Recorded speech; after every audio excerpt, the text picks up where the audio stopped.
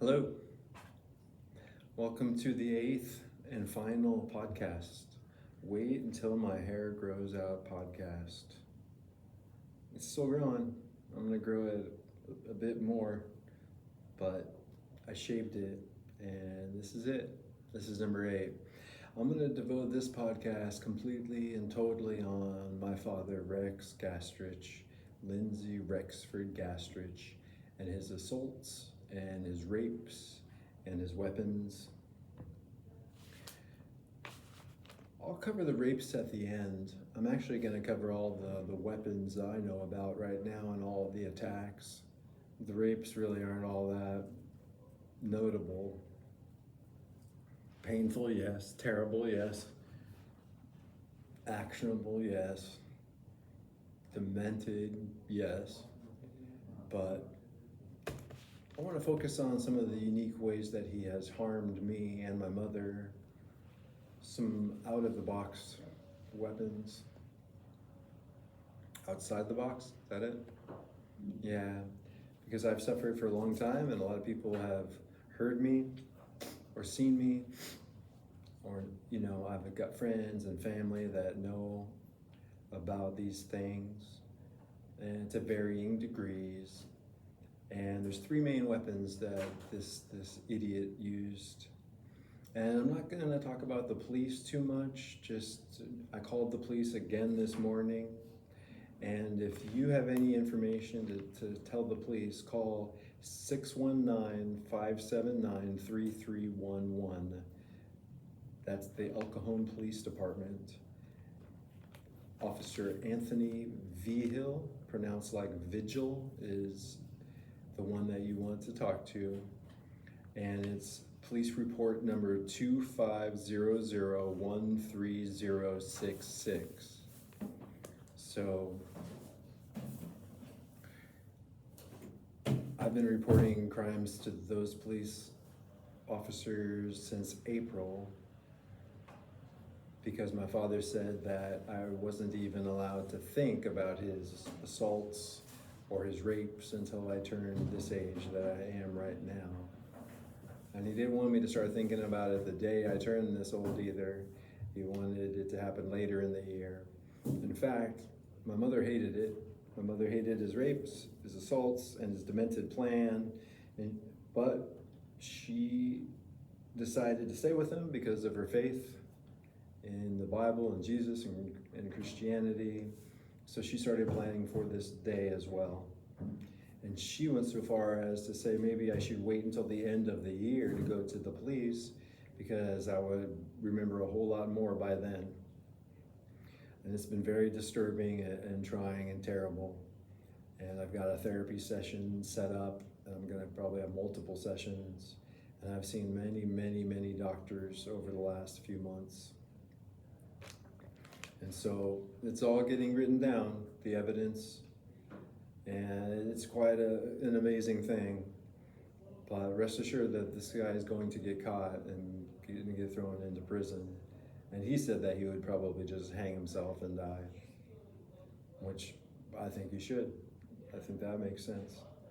That's probably the only honest, sensical thing that he's ever said.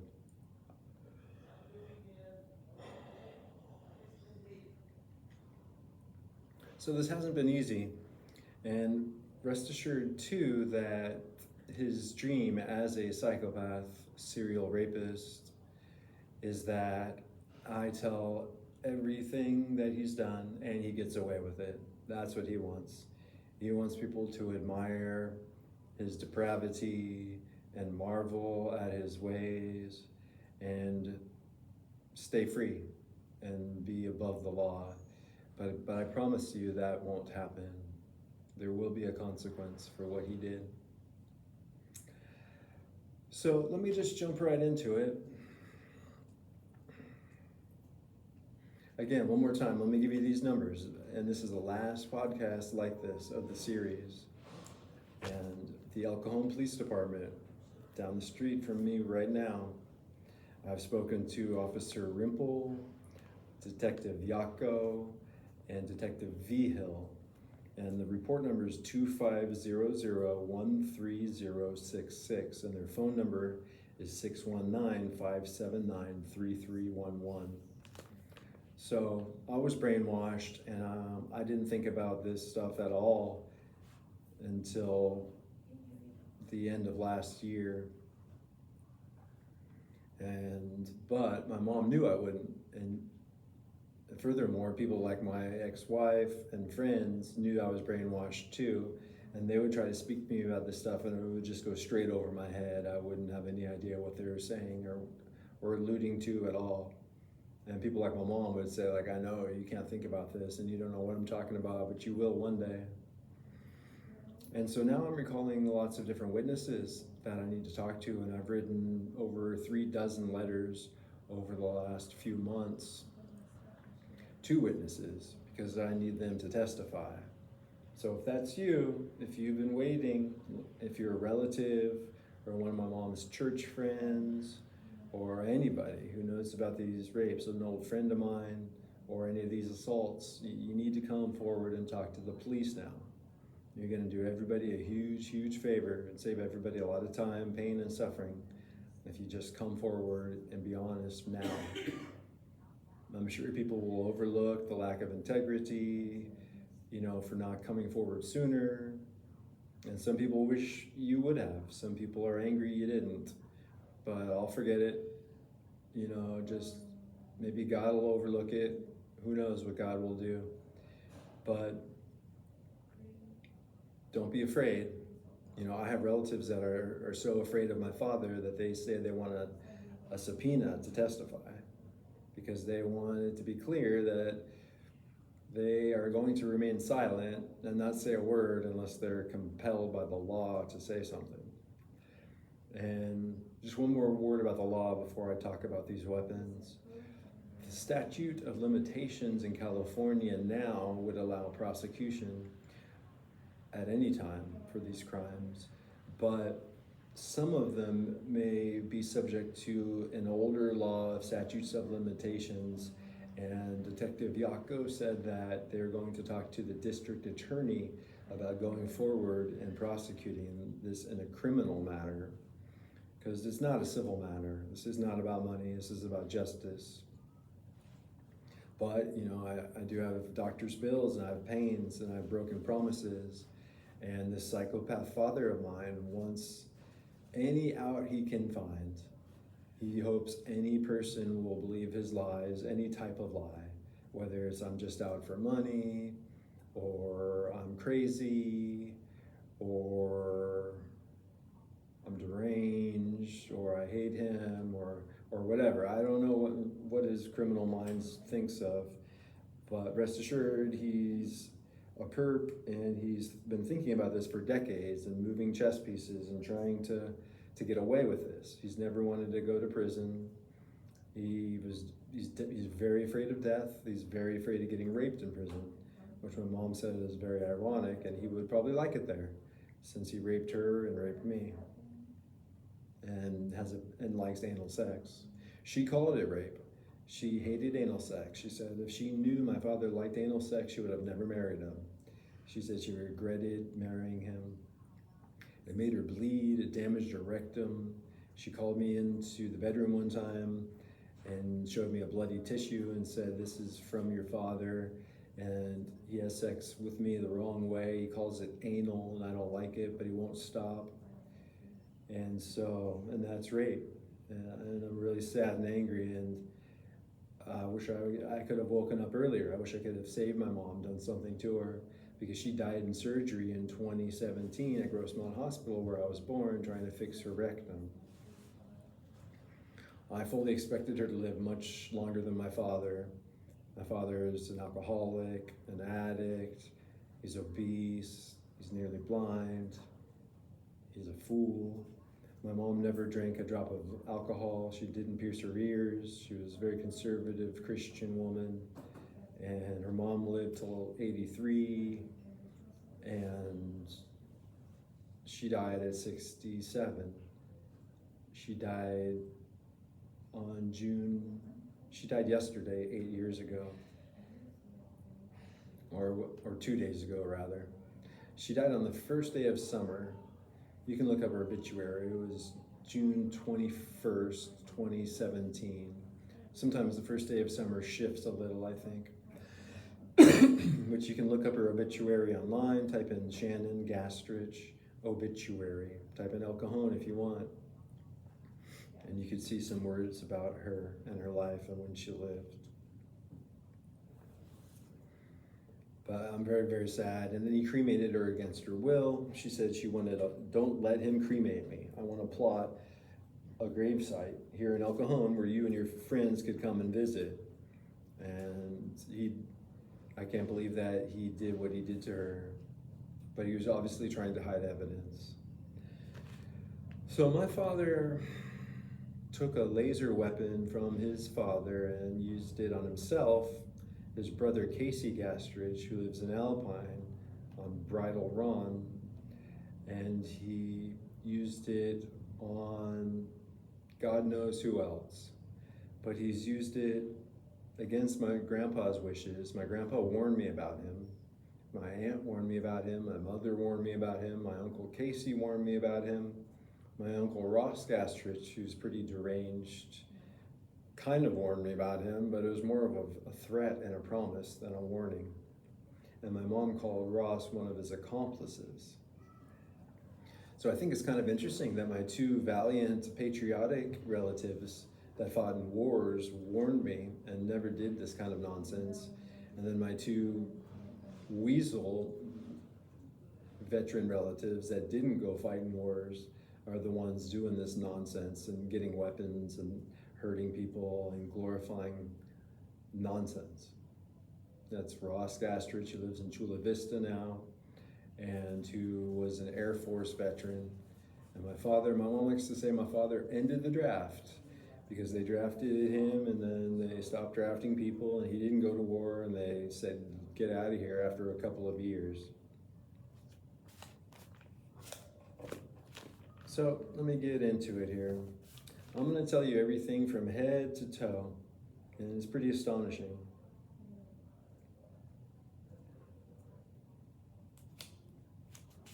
He has 3 weapons that I know of, maybe more. There's a laser weapon, a wave weapon, and a voice weapon. And my mom thought he was pathetic. And in the end, she had no respect for the military and thought the military was pathetic because he said every soldier rapes somebody in the ass and gets raped in the ass, at least the male soldiers. And his ways, he was such a psychopath that liked to call his shots. He would tell us and her what he was going to do and then give some remedies to it as well. And all the remedies and things she thought were just pathetic, but they were sort of ways that he said GIs overseas were being harmed and could protect themselves. He says there's a Chinese soldier that defected with a weapon in the 1950s and brought it over to the US that the Chinese were using to displace people, and it was developed and used by the US. And that's one of these weapons at least. But I'm going to start off with the laser weapon first. And this really explains some things because I just went to the doctor recently and I was diagnosed with eczema. And I've never really had eczema before.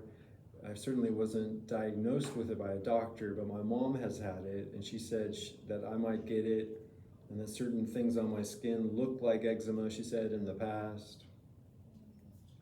He claims to have weapons that can cause skin cancer and eczema. And I remember them talking about it, and he said that it might be genetic. And she said, well, if it's genetic, why don't you have it? And then he kind of looked sheepish and looked like, well, because I'm causing it. So in retrospect, I'm kind of learning and coming to the conclusion that my mom's sufferings and now mine were caused by him, and they look similar. And on one hand, I've got a lot more respect for my mom and her strength and her power that she used to stand up to him, even with threats of death, veiled threats, and even saying and knowing she would not be alive in this day right now because she was a witness, the main star witness to these crimes.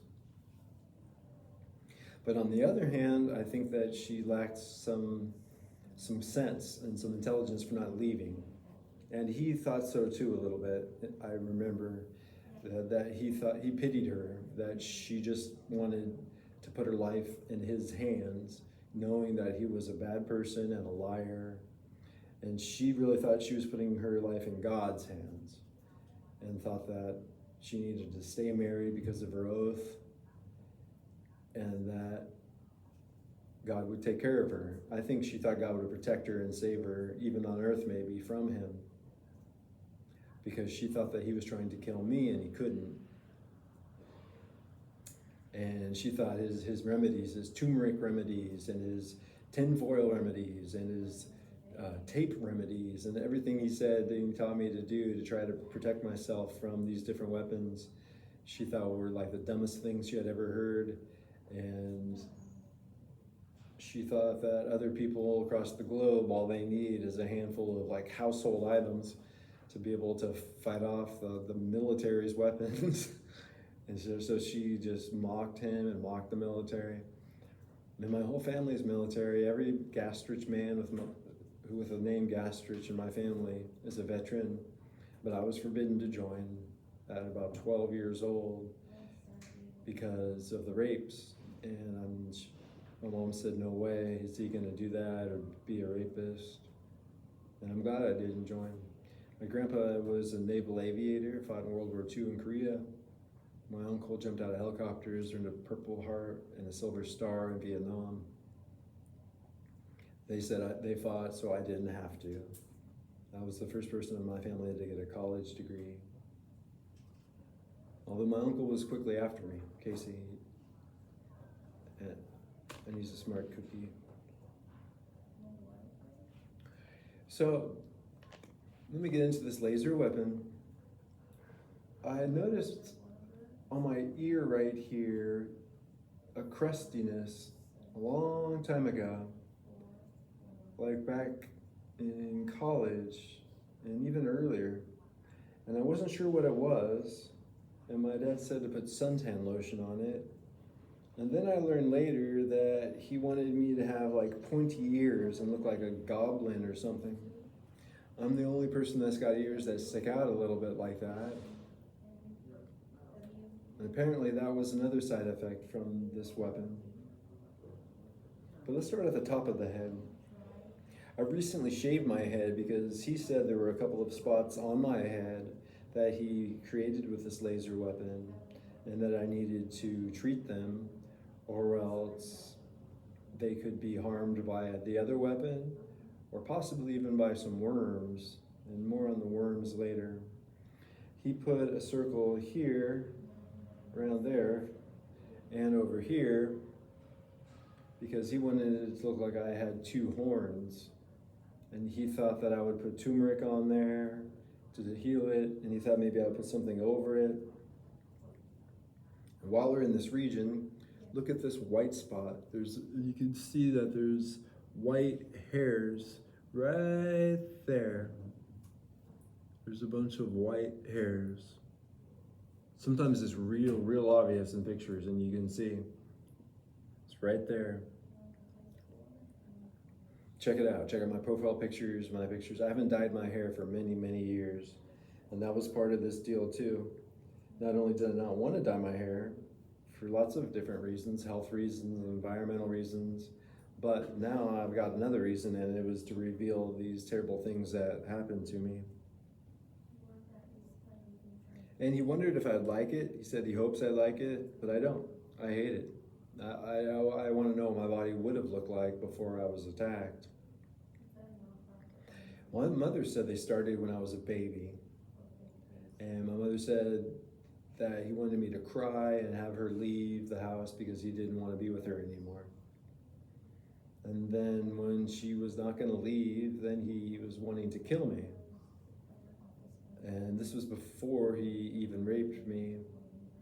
And then he raped me at ages 6, 7, and 8 in 2 different locations, at the apartment on Mollison and the house on Fair Glen Road.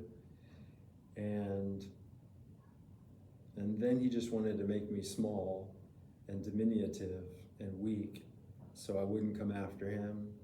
And so I would stay close to the house and worry and be frail and listen to him and submit to him forever.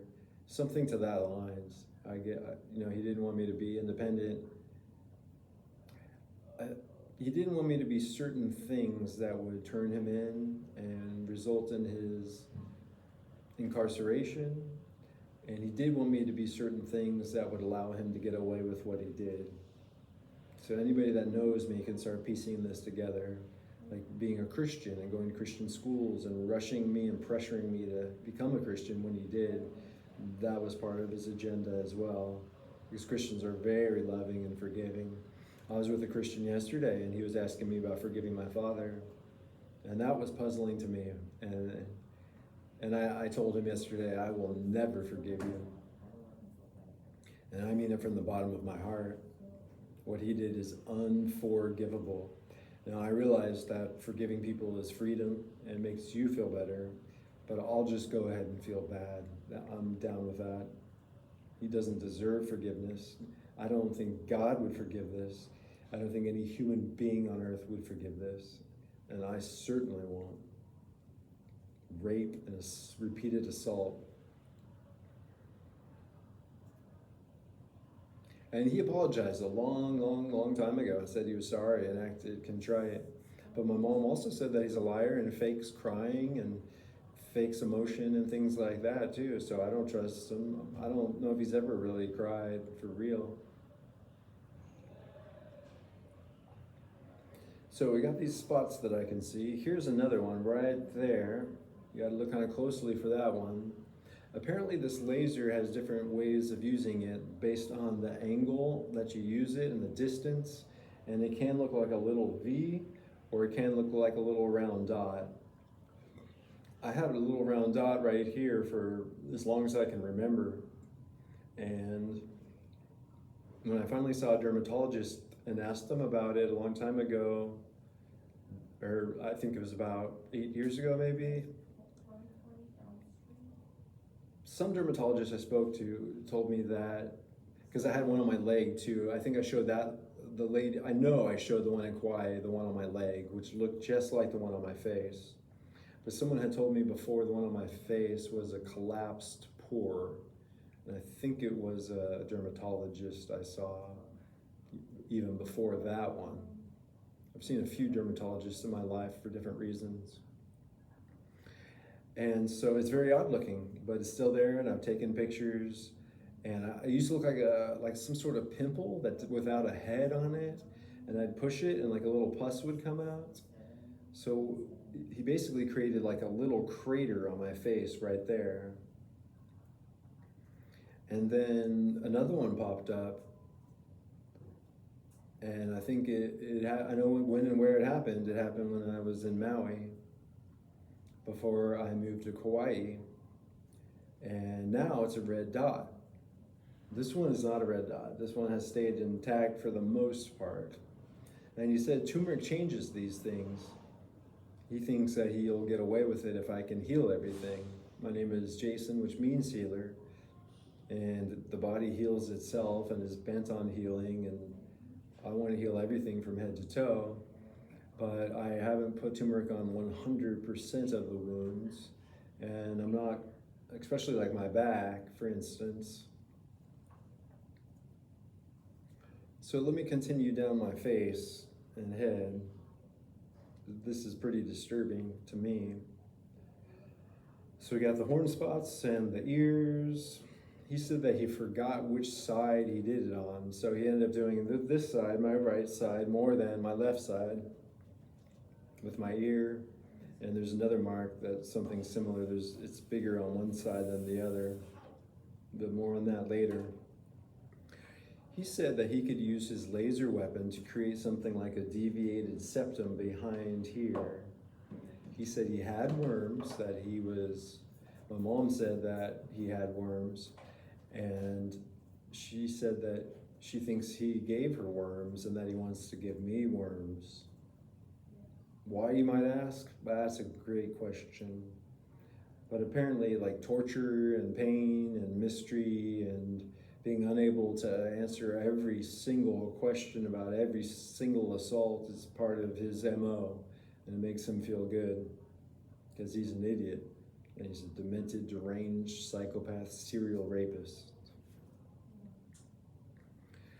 So I'm going to tell you what happened, what I was told, what I see, and every single piece of information that I know. Now, somehow I got white hair here, but not here, and white hair here, but not here. My father wanted me to have a certain haircut and not have other haircuts, and a certain facial hair or no hair, and this was the look. And he thought that if he made the hair white, that I would shave it because I wouldn't like it white, or I would just dye it. But he poo-pooed dyes too and told me how they were bad for you and everything. And I noticed when I was dyeing my hair back in 2012 and 13 and 14, I stopped in 2014. I noticed that it retarded hair growth, new hair growth, the cycles. That's the conclusion I came to. I started noticing that the new hair was growing in thinner and wasn't growing in as well. And so when I moved to Hawaii in 2014, I stopped dyeing my hair forever. And that was the last time, November 2014, when I moved to Hawaii. I shaved my head to get all that hair off. I didn't like bick it, I just got it really, really, really close. And I felt good about myself, you know.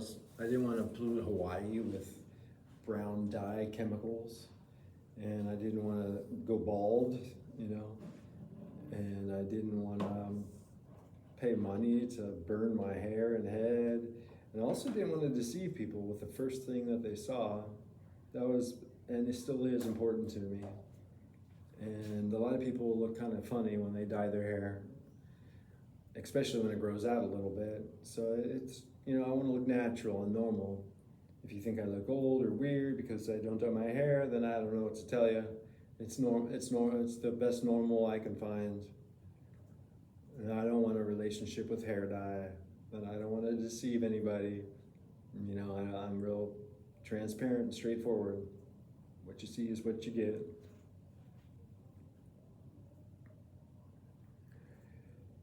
So it's pretty disturbing that I may have a deviated septum. Well, what happened was my eyes were white as my skin is all over my body my whole life until I spent the night at my father's house when I moved from Miami back to Hawaii. I lived in Miami for 4 months in 2018, from Christmas until April. And I stayed at his house a few nights because he lives in El Cajon, and it was on the way. And at the time, I hadn't thought about these things. They weren't in my brain because they're all repressed memories that I wasn't thinking about because I was threatened by him and scared, and the brainwashing worked. I had friends and family going, you got to tell me how he did this brainwashing because it worked and we don't know how he did it to you. So, and then a lot of times too, my mom would say something to me and go, I know you're going to remember these things in order, or you're not going to remember these things until you're this old, and I'm sorry, because you really could have used this information earlier, and it's going to cost you pain and trouble by not knowing it or recalling it yet. So one thing is, he told my mom he wanted me to have a gobble straight down here. And he did, I think, but it was also a cover so he could hit my entire body with this laser. And so now I've got like a premature gobble that I hate that kind of hangs down sometimes depending on the angle and depending on my weight.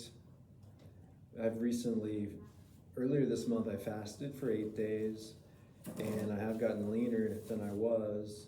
And I like my look better when I'm leaner because it goes away and my body feels better and it's more defined. So that was criminal. I hate that. Some people never get those gobbles. Some people get them much, much later in life. Some people only get them when they're very overweight. And mine's not going to look natural or normal because it isn't. It was done by a laser and a psychopath. And I put turmeric on it a couple times, but I think we could still probably recognize that there's scar tissue if I'm seen by the right kind of doctor.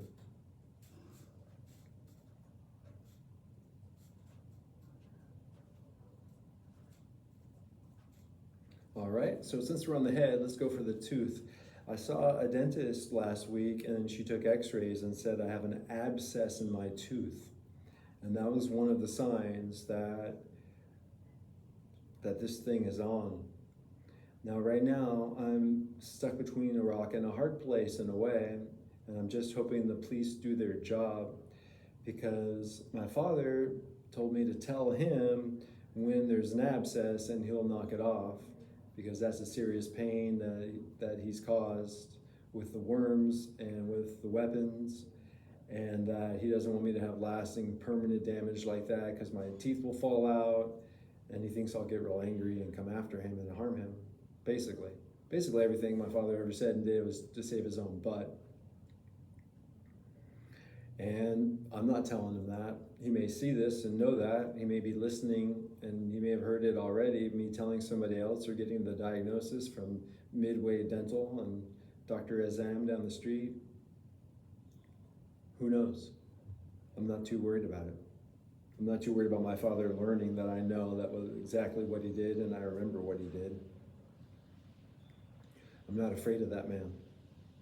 And I've never been afraid of that man, and that bothers him. I wasn't born to be afraid of him. I was born to rise above and be strong. And more on that later.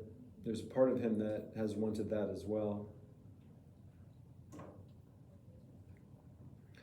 So I don't know how, there's no logical reason why I had this abscess. I've treated my body very, very well. But when I was rinsing out my mouth just yesterday, I spit out something that looked like a worm. And there's a bump right here in my gum that looks like a worm was in it trying to get through. He claims that his weapon can slow down the worm's life cycle. And he says that when you've got a blockage in your ear, that the worms are basically impossible to get out, because they can crawl over there and stay in a warmer environment. And he said I will need an ENT and a professional ear cleaning.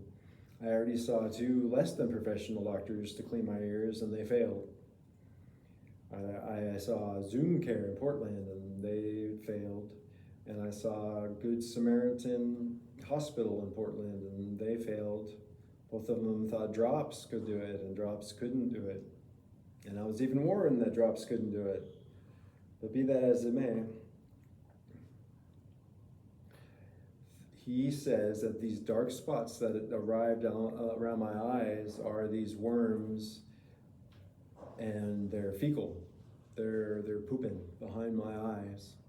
And so in 2018, after I flew back to Hawaii, I noticed a little black dot right there. And it's on film, and I have it, and you could hunt it down on Instagram if you can flick back far enough. And I didn't know what the heck was going on. I actually thought it was from altitude. I suffered an eye injury, and I lost vision in this eye, which I know is related to his attacks as well. And I thought it was a vein issue that was causing a leakage and a black spot there due to high altitude pressure. That was the best of my ability that I could figure out these things. But now in retrospect, I know it's the worms, because the worms came out of my eyes earlier this month. Out of my eyes, my nose, my mouth, and my rear. And I took some pictures, even though my devices were hacked, and I took very few, just enough evidence, and I didn't post them online, because he claims that there's people that go and do this to people, veterans, do this to AWOL soldiers and things and harm them. And then he qualified it and said, well, maybe not everything, maybe not the worms, maybe more just the wave weapons and the lasers, or maybe also just the voice weapons and this and that. So who knows what the truth is? All I know is what my mother told me, my father told me, and what I've experienced, and what my family has told me. And so I'm trying to recall and tell you. So eventually the black spot went around my eye and this eye too. And then eventually I was able to see my eye doctor, Dr. Greg Giles. And he said that I have no optic nerve in this eye. I was born with 2015 and 2020 vision, and now I've got 2020 vision and 2060 vision. So this eye is all blurry. I can't even, let me read with my left eye. We're telling your followers that you've started a live video. But if I look at this, we're telling your followers that you've started a live video. So it reads terribly. I've bought eye patches because I've come to the conclusion that I want to save the good eye at all costs. And this happened in 2012, and it happened in an instant, and it's never been any different. It's been exactly the same ever since that day and that moment. And so I'm worried that the bad eye was making the good eye worse and degrade. So I had to isolate the eye. It works, I guess, if you just shut it, but it works better if you put an actual eye patch over it. And I was wearing them a lot, so I got leather ones even. And I'm a vegetarian, strict vegetarian, so it was hard to even get the leather ones. I had to just justify it as saying like, well, maybe I would just find a cow, dead cow somewhere, and I would make one, or maybe I'm entitled to one dead cow, who knows, Because I tried the synthetic ones, and they made my eyes itch, and made my eyes sweat, and they're really subpar. I don't know, maybe there's a different substance that can be used if I need to use them more and buy them again, but my eye doctor prescribed eyeglasses, which I don't want to wear because they make vision degrade slowly. And I was told by my father that everybody wearing glasses slowly goes blind. And I think he's right, and he wears glasses and he's going blind because you have to keep getting stronger and stronger prescriptions for eyeglasses. So I think that's good evidence that you are indeed going blind. So I found that I can maintain the monovision in my one eye if I close or cover the other eye, and it gets stronger and it works very well. So my options are to have one eye that works amazingly well, or have two eyes, one that sees everything fuzzy and blurry and one eye that sees everything well. I've tried to maintain symmetry across my entire body because it's visually pleasing, and it was how I was born and how I wanted to stay my entire life. So, not trying to trick anybody, I just don't want to have one eye like this and one eye like this, like a freak or something. I hesitate to say that, but no, I should say like an assault victim, like a rape victim, like an injury victim, because that's more accurate. So, as we work our way down my body, there's also marks on my neck, on the back of my neck, there's a bunch of spots.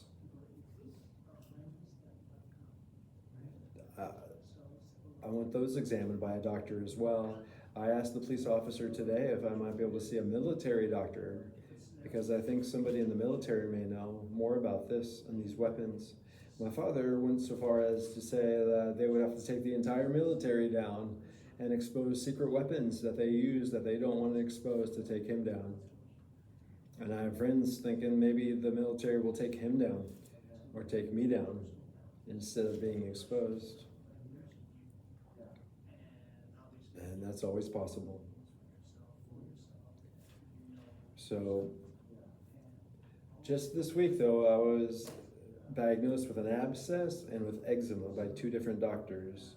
And I was given cream for the eczema, and they told me they wanted to pull the tooth out and extract one tooth and do a root canal and a crown on the other tooth, because they're right next to each other. I've only had one cavity my whole life, and I shouldn't have this abscess. I shouldn't have this eczema either. But more on the eczema in just 1 second. I'm just making sure I do all this in order.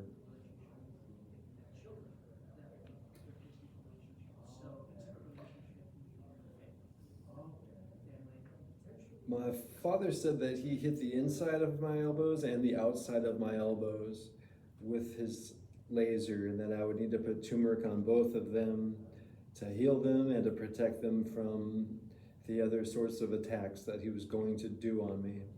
And that made no sense as a kid. And I actually thought he was joking. I always used to laugh at the weird stuff he said.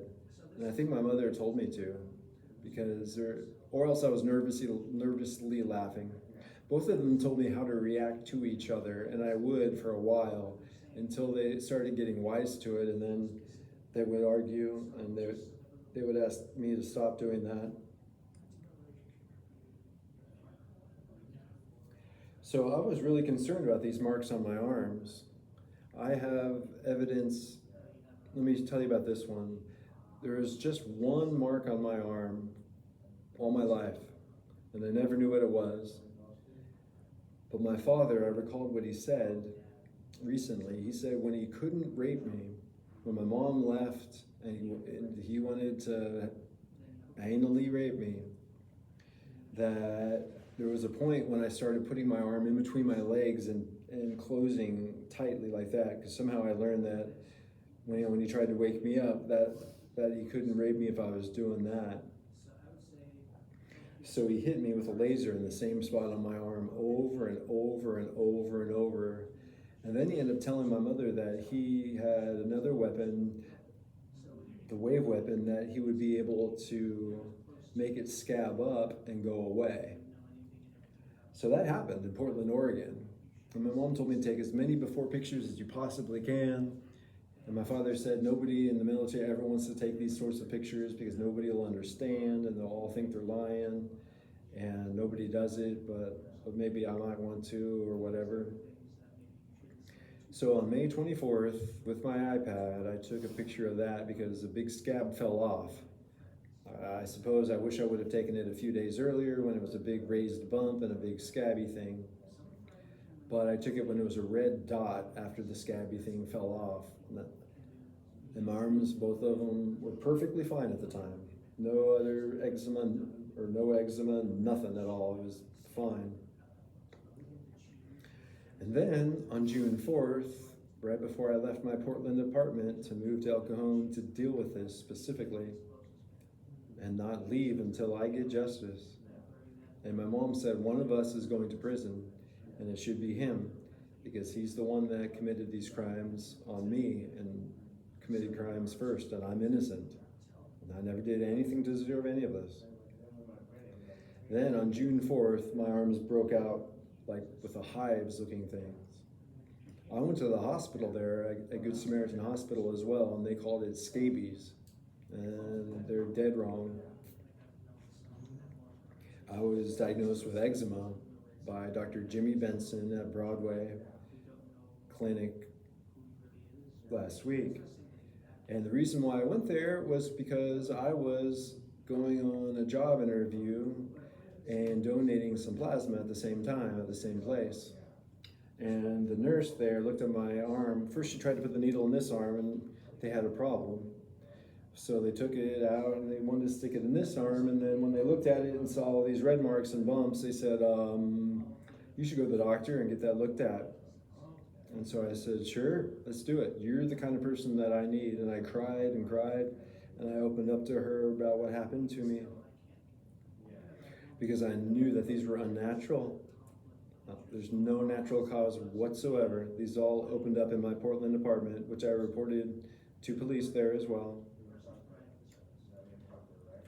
And there are also marks on my chest too, right up here. And that's it. And he said he wanted me to see these marks. He said he wouldn't put them on my face. He promised my mom because she didn't want me to harm my face, which is interesting in itself. But he also didn't, not on the back sides of my arms, whereas I can't really see and hard to see.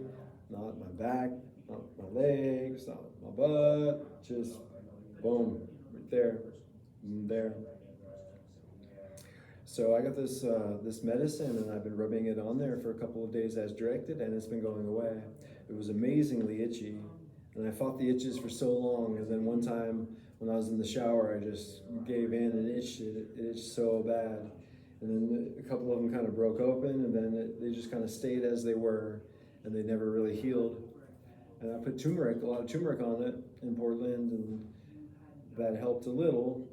May have helped prevent more damage or more attacks there, more opening wounds, I'm not sure.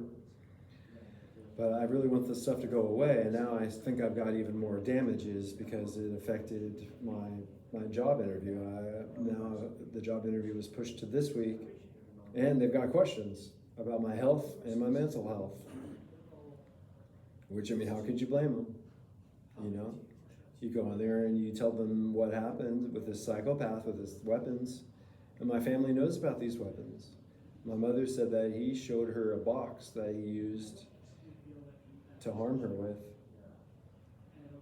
And my aunt Becky said that she described some of the weapons, and he had metaphors for these weapons. He was the kind of psychopath that called his shots and said, okay, when I make you feel this with this weapon, that's the message I'm sending you. And there's a list of about 20, 30 different messages he wanted me to know and think and feel when he harmed me with these things.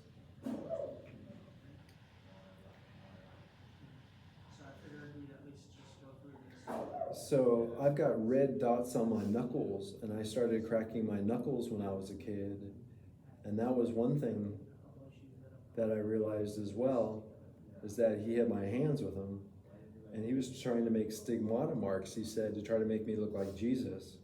And I've got these sorts of marks all over, these like round, brownish black marks, like the circles right there. That's an older one from a long time ago. I've got some of those on my arms and shoulders and things. There's another one. And these aren't natural, and now I'm understanding exactly when and how and why. See, I can crack my knuckles. I never knew why or how, I just started cracking my knuckles. But see, what I was doing is my body was adjusting and adapting to his attacks in my house. He didn't like me. He didn't like how I was standing and how I was carrying myself. I was a chubby kid, and he used to fat shame me and then tell me not to cry. And then he used to use it against me to say I was weak and that he could kill me if he wanted to. And he put his hands around my neck and said, look, I can put all my complete hands around my neck, around your neck, and I can choke you to death if I want to. And he said, try that with me. And I couldn't do it because I was little. And then he said, see, you can't do it because you're too little. And then my hands stayed smallish. My arms are 6'3" from fingertip to fingertip, and my height is only 5'10". So I've got the wingspan of Jake Paul, and I've got the height of Mike Tyson, which is very abnormal. I can stick my whole entire palm over my feet when I'm stretching. I can stick my entire palm on the ground when I stretch with my legs totally straight. So I was supposed to be much taller, let's just put it that way. And my father, part of it, and didn't know what in the world he was doing, and part of them did. And I got injured a lot of different ways. And I was harmed by him before the injuries, and I was harmed by him during the healing process as well. He didn't stop until I left the house, and then my mom said he spied on me everywhere I've ever lived. And now some of the places made it a lot harder to use the laser weapon on me because I was indoors with a wife or a house. Some of them he did get away with lasering me after I left the house. And then the wave weapons and the voice weapons, you don't have to be right up next to somebody to use those ones. He said when I felt the thumb pain, that was a message to me that I was going to have to thumb rides and hitchhike because I was going to be so poor if I ever told the truth about what he did. And I've never hitchhiked in my life before. And he tried to scare me about hitchhiking and told me it was very dangerous and I should never ever do it unless it's a very last resort.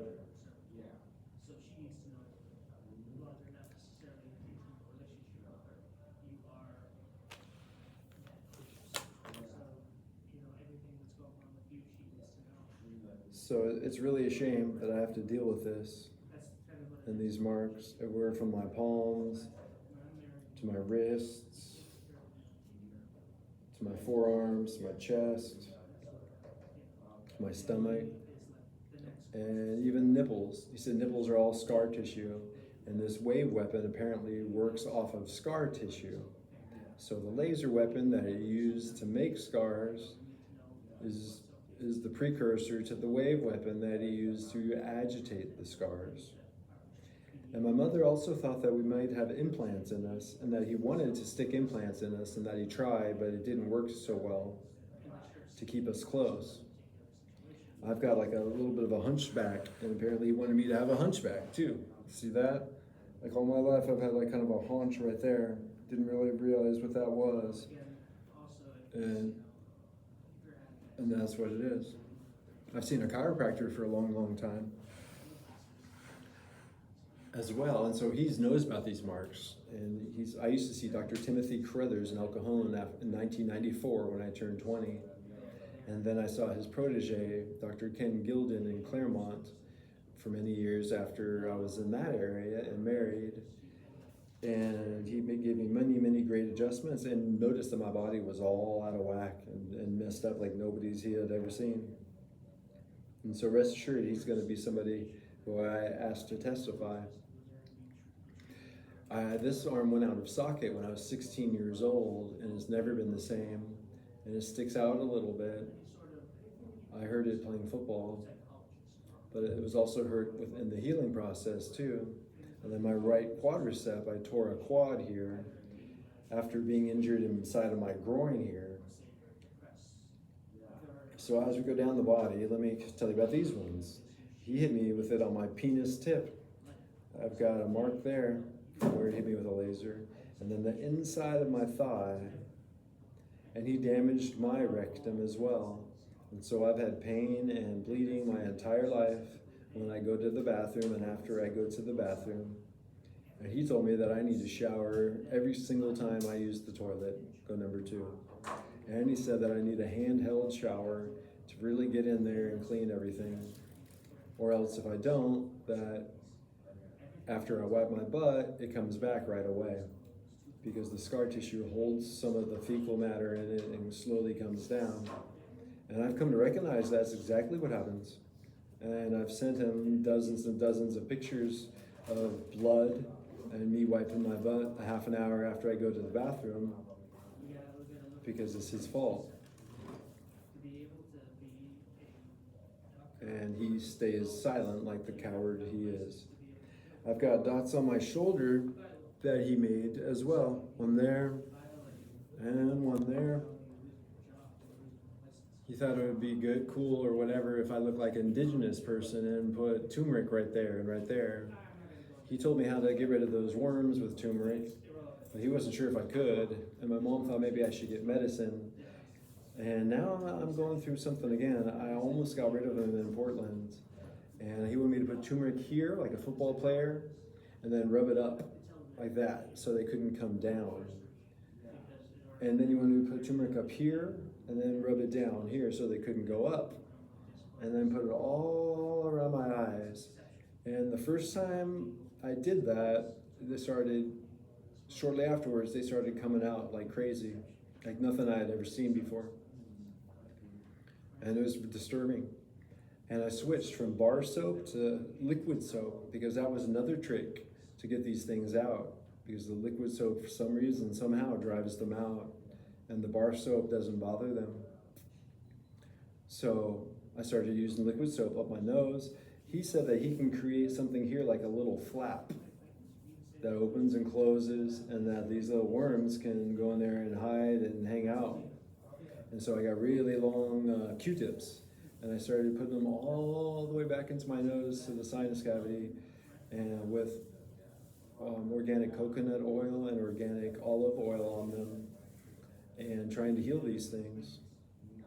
He thinks that the worms have like olive oil to some degree, or like old lingering olive oil or something. So I've tried to use more coconut oil. He wanted me to use a mixture of 80% coconut to 20% olive, and also infuse one of them with cannabis oil. And he said that was the one and only way that I could treat these things. And our house was an anti-pot house, so to speak, because he didn't use it, didn't want my mom to use it or anything. And so she wondered how in the world I was ever going to learn how to do this or do this. And she wondered why she couldn't do it. Because she was angry. And she even bought some turmeric and stuff. And she said it kept disappearing, or it would get contaminated. And then you're supposed to take black pepper with it as well, when you eat it at least. And it increases the bioavailability. And then the pepper would be missing or something. And she said it just kept being gone and messed up until she just said, forget it. But he was pretty clear about it too. I remember him and being confused when I heard it, because she was confused, because he was telling us the way that I can heal myself, but he didn't want her to do it. He only wanted me to do it when I got older. And that made her upset, and rightfully so.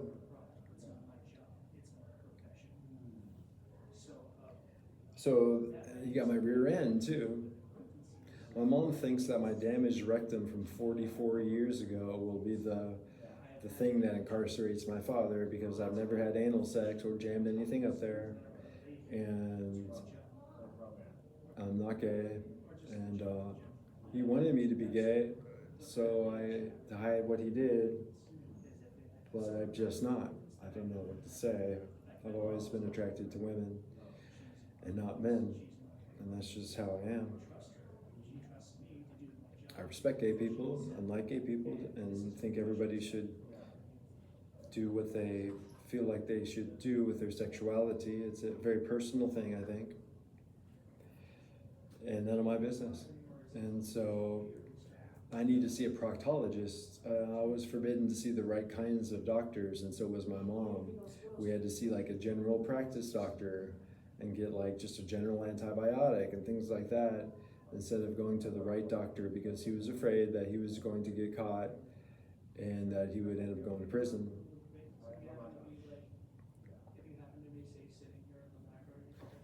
And I know some of these people that I'm writing letters to and then I'm gonna either talk to on the phone or go visit afterwards, they're going to come forward and say they knew, and they knew all along, and they've been waiting to say something, and they didn't know how, and they can't wait for me to get justice, and they'll be there for me. I have no doubt whatsoever, and I'm not gonna list all these people. I don't want my dad coming after them. I think my dad has harmed people. I think there's evidence that my dad might have killed Pastor John Ruhlman. I think there's evidence that my dad might have killed Officer Chris Peterzak's brother, Ted Peterzak.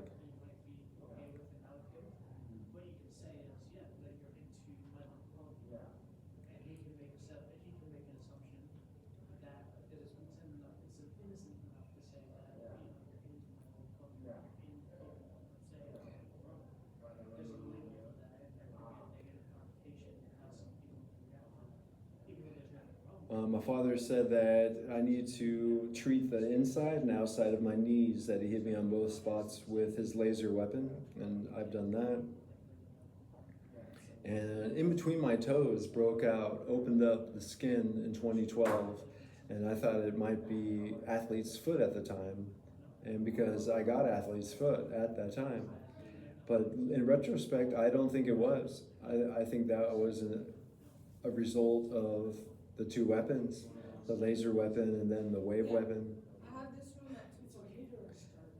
I've never had anything like it, and it was hard to close up at the time.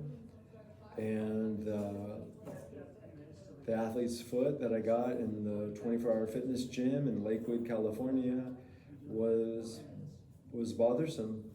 And I fought it for many, many, many years. And I used some kind of powder that kind of didn't work too well. And then I have recently used organic tea tree oil, which is working pretty well. But now I'm starting to look back at these health ailments and attribute them a little bit differently. Like I believe last time I mentioned my quadriceps injury that happened on the soccer field with my father. He told me to run, and I wasn't warmed up at Christian High School when I was playing varsity soccer on his team. He was the coach, and because he wanted to keep an eye out. And I had been lasered on this leg, my left leg on the inside, and there was an imbalance, and I was a little bit overweight, and it just tore.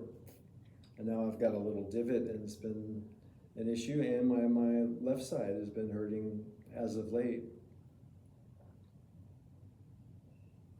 And I've got like stigmata looking marks on my feet and on my toes and on the top of my toes, like, I guess he was trying to make it look like Jesus, where he was nailed to the cross.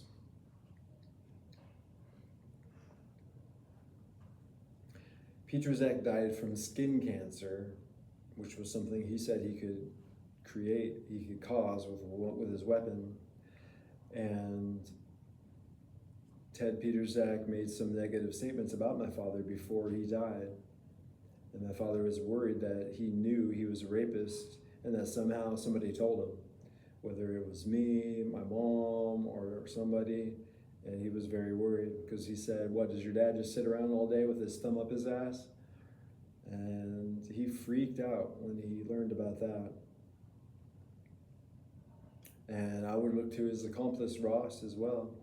He's always tried to drag Ross into these things to try to hide his secrets, because my mom thinks that Ross was the one that gave him one of the weapons and that he got it from some other soldier that he knew in the Air Force.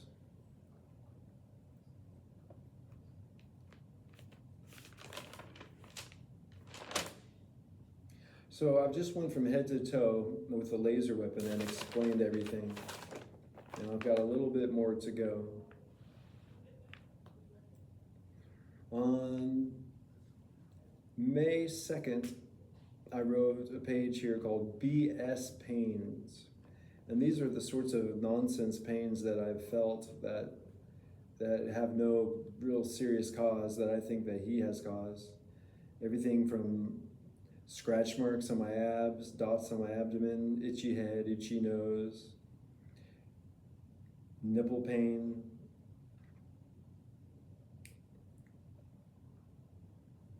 pains in my fingers, tooth gum pain. He told me that I'll need to buy ibuprofen when he starts doing the jaw pain, and my Uncle Casey said it's gonna hurt a whole lot, and I've been off ibuprofen for many, many years, and I went ahead and bought a bottle, and I took a few, and it did help. It made it pretty much go away.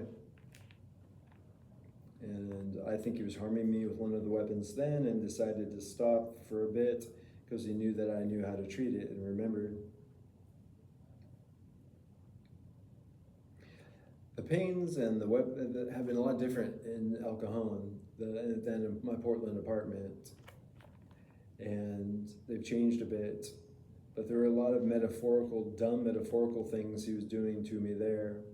Like I felt like a literal stabbing, just out of nowhere sitting there, just all of a sudden a stabbing pain right in my back, right there, like between my shoulder blades.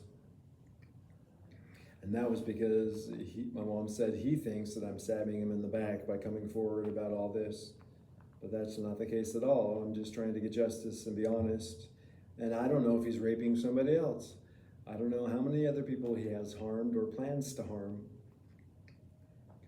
I want justice for my mother, for me, and I want this evil person off the street. So everything from a tickle on the chin to a stabbing pain in the back to an inflamed foot. He used to tell me to look down, be humble, look at my big toe. He always said that, look at your big toe. So I've had strange toe pain because he's trying to get me to look down and look at my big toe, when he's the one that should be humble. He's trying to get away with his criminality and trying to humble me so I don't say things about it. I felt, he said when you feel a little something on your shoulder, like a tap, it's like a turd on your shoulder. You feel like a little thing on your head like that, like a tap, is a turd on your head. He said when you feel like a little something like right up your butt, it's a turd on your butt, and it's supposed to remind me of him because he has the same thing I have, because he said he was raped.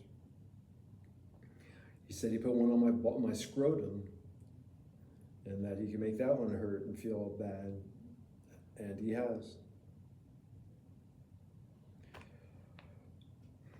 So this wave weapon is aggravating the scar tissue across my body. And some people will know what it is, but most people don't.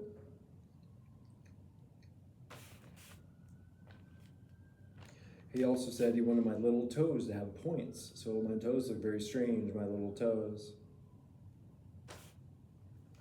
And that was done with the laser as well. My mother said he had a voice weapon that he used to talk to her with from the other room. And my aunt confirmed that as well. And my uncle knows all about all these things, along with my grandpa. Some of these veterans don't want to testify about it though, because they're either afraid or it's a military secret. But the voices are pathetic, and they're selfish, and they're repetitive, and I don't need the voices. And I'm not crazy. I've never ever heard any other voices. And like I said before, my mother showed me a box that my father used on her as a weapon, and said that she would be in the kitchen and she would hear my father's voice in her head, and she would start saying, "Rex, I know it's you, stop," stuff like that. My grandpa said the same thing. And my mother wanted me to stand up to it and fight it. My grandpa had said there's no use in standing up to it and fighting it, that you just gotta work with them and give in. I think my grandfather worried about me a little bit more and wanted to keep the facade that they were not a screwed up family and full of rapists and people too afraid to report the rapes. And that's exactly what they are. My Twitter handle is The Last Gastrich, because I'm the last Gastrich male.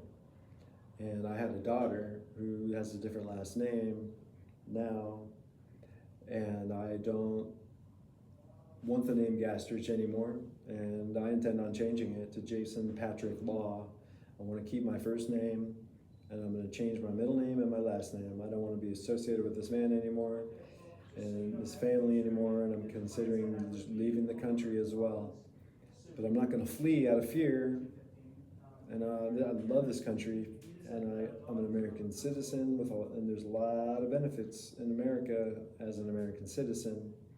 So I'm not taking leaving very lightly. And I may get justice and then leave, I don't know. Or I may feel inclined to stay after I get justice for these crimes.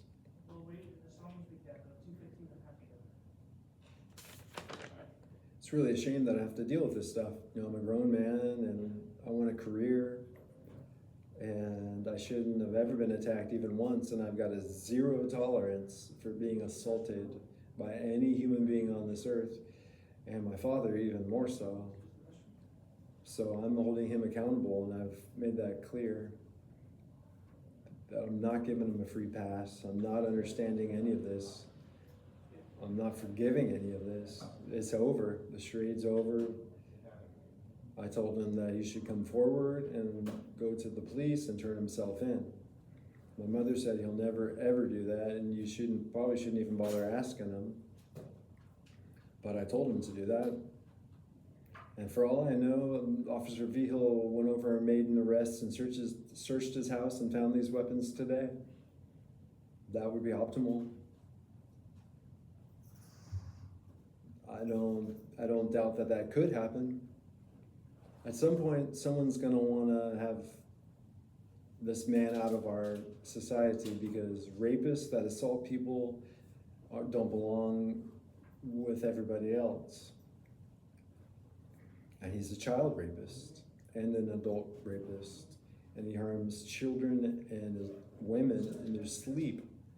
I mean, I just can't even imagine a scummier, more disgusting, repulsive, demented person than that kind of person. And I'm ashamed to even admit that that's my father. But a lot of people have known him in a very limited way, and they've sensed very, very evil things with him, and they've stayed away from him. Or people at Christian high school will say like, I never even really saw him or knew him. And the reason why is because he stayed away from people that really legitimately loved Jesus. and that were serious Christians, because he's not one. He's a psychopath, a fake Christian, manipulating people to get what he wants and to stay out of prison. My father thinks all Christians are either a psychopath or a sociopath. He thinks that there's a lot of Christians that are exactly like him, and that he's kind of the envy of those types of Christians, because he can harm people and get away with it and do whatever he wants, I guess, and then still go to church or still be around Christians and still get respect like he's a good person and a believer in Jesus. But I think he's wrong. I think there are some psychopaths in churches, yeah, sure, but I don't think there are that many. I don't think half of them are psychopaths. I hope not. The difference between a psychopath and a sociopath is the sociopath feels empathy for other people. I'm not a psychopath. I earned a BA in psychology to diagnose my family. I went straight to San Diego State after high school and earned my degree. And now I hope to start my master's. I just applied to earn my master's in education in August. And I expect to begin that as a 1.5-year program. And I wanted a career as a teacher. I've got a squeaky clean record.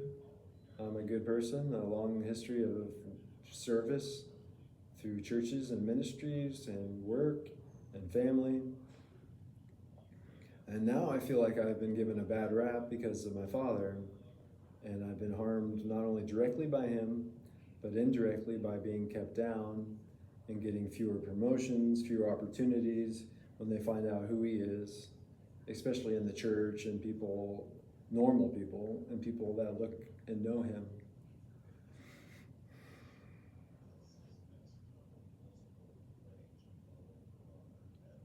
So I thank you for listening to this podcast. I wanted to share these things, but I didn't want to do it first. And so it took me 8 podcasts to talk about everything and anything, and then the most important thing. And it's just a shame that I've been tortured so much. I haven't harmed my father. I've never laid a finger on him. I never threatened to kill him. I've always treated him with love and respect. All of these attacks are completely and totally unwarranted. And now these voices are stupid and they're dumb. They're like him saying, go. And see, he told me that he heard voices when he blinded his brother Casey with a laser. He told me and my mom. He said that he heard his drill sergeant, one of his drill sergeants, and that he heard other voices, and then he did it. So he thinks that somebody was using one of these weapons on him to get him to do something bad. And he thinks maybe people have been messing with him ever since as well, from time to time. He says veterans go out and do this to AWOL soldiers or young soldiers and things on weekends or whatever. But the voices are benign, but they're annoying. Kind of like the pains. They're painful, but I've learned to categorize pain into different categories. And there's debilitating pain, and then there's just annoying pain. And I've gotten tougher, and I can work through pain. I've learned to laugh at pain because I know who's making the pain, and I know the one who's in charge of everything. And God is bigger than me, and bigger than my father, bigger than anything and everything. And that doesn't mean I'm going to throw in the towel or forgive a terrible, terrible person that's unrepentant and still harming. But it means that I trust that there will be some sort of divine justice. And that if God wants to, God could stop this. And God could change hearts, and God could motivate people to come forward. Anything could happen. But I'm not going to give up, and I'm going to keep trying as hard as I can to tell everybody the truth and to get justice. Because these stupid metaphorical pains and these stupid words I'm hearing, from go away to go to how to whatever. It's just nonsense, meaningless nonsense from a psychopath that's trying to get a victim to give up. And I'll never give up. Never, ever give up. I've extrapolated and exacerbated every single pain I've ever received from that moron in my brain to an extent that he can't even create. So I've been steeled, and I'm strong. And this is my city. This is my city that I grew up in. He's a transplant. I'm not. I grew up here. These are where my roots are. This is where my family is. This is where my friends are. This is where my schools are. So I'm taking ownership, and I'm taking responsibility. And we're going to purge this place of this demon. You mark my words. So thank you for listening to this podcast, and thank you for tuning in and thinking about what I'm saying. I hope you're safe, and I hope if you have any information that you'll contact the authorities, and just keep hoping that we'll get justice and make progress, and that other people will stop doing what he's doing if they are, and that he repents, and that he stops and leaves us alone and goes to prison like he deserves. Have a nice day, and good luck.